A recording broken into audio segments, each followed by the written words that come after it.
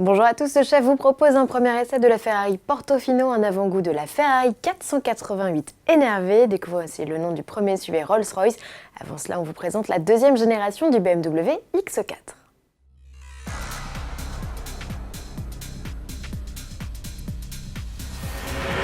Le X3 fraîchement renouvelé, BMW lance la nouvelle et deuxième génération de son pendant coupé. Le X4 se transforme donc 4 ans seulement après son arrivée sur le marché. Esthétiquement, il se calque sur le X3 et reprend notamment ses imposants naseaux et ses boucliers au dessin plus sportif. De profil, on remarque que la ligne de toit est moins plongeante, de quoi faciliter l'accès à bord. Et l'habitabilité, avec des dimensions revues à la hausse, plus 8 cm en longueur, près de 4 cm de plus en largeur et un empattement allongé de 5 cm, le X4 se montre un peu plus accueillant, comme nous l'explique Agnès Lasbarère, la reporter d'AutoPlus. Comme ce BMW X4 utilise donc la même nouvelle plateforme que celle du X3, on a quand même quelques centimètres de plus en empattement. Donc en fait, ça se ressent tout de même dans l'espace aux jambes. On peut clairement positionner ses pieds sous le siège avant, sous le siège conducteur notamment. En revanche, c'est vrai que comme c'est un coupé, on dispose d'un peu moins d'espace en hauteur sous plafond que justement le X3, mais cela semble exactement dans les mêmes dimensions que la génération précédente. Sinon, on est correctement installé. Moi, je trouve que l'assise est quand même un petit peu raide. Dans sa transformation, le X4 a gagné un nouveau combiné d'instruments numériques, un système multimédia au sommet de la planche de bord, un toit panoramique, une lunette arrière plus grande, des feux arrière à LED ainsi qu'un haillon électrique. Ce dernier s'ouvre d'ailleurs sur un coffre plus volumineux de 25 litres. Sous le capot, BMW prévoit 7 motorisations dont les puissances s'échelonnent de 184 à 360 chevaux. Toutes sont associées à la transmission intégrale et la boîte auto à 8 rapports. Mise à prix 50 700 € en essence et 54 900 € en diesel.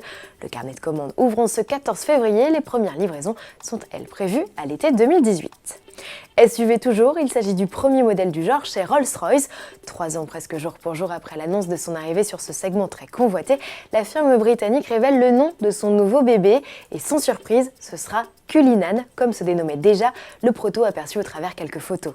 Le constructeur a profité de cette annonce pour publier de nouveaux clichés du SUV et réitérer son positionnement très luxueux. Il pourrait débarquer à l'été. Du côté de chez Ferrari, c'est la surprise du Salon de Genève 2018 qui s'avance. Le constructeur italien a publié une vidéo d'une 488 énervée, comprenait une version musclée de l'actuelle GTB. Le clip, qui la met en scène avec entre autres la 488 Challenge, laisse peu de doute sur ses intentions. D'après les rumeurs, son V8 biturbo dépasserait les 700 chevaux.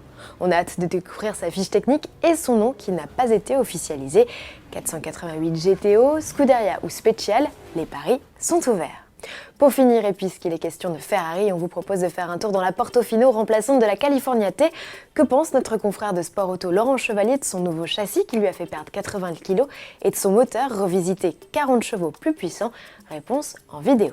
Au volant, sans la différence par rapport à la California T, on a de bonnes remontées d'informations, une direction légère, un peu plus directe que celle de la California T.